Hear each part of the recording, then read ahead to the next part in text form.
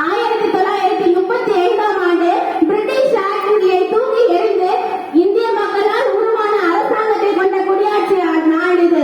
அகிம்சை வழியில் போராடிய அண்ணல் காந்தியும் அதிரடியாக போராடிய சுபாஷ் சந்திர போஸும் கண்டம் கடந்து கப்பலோட்டிய வீர தமிழனும் சிறையின் படியேறி தனியாக அடிவாங்கி ரத்தம் சிந்திய தலைவர்கள் அனைவரின் சிந்தனையும் நிரம்பியிருந்தது இந்த நாள்தான்.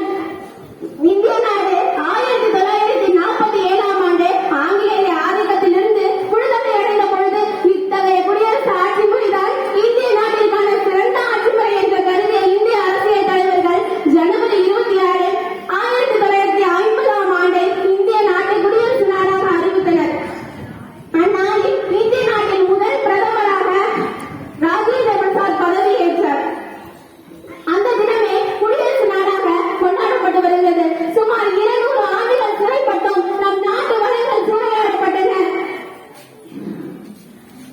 கல்வி முறை, உணவு பழக்க வழக்கம், மருத்துவமனை ஆகிய அனைவற்றிலும் மிகப்பெரிய வளர்ச்சி பெற்றோம்.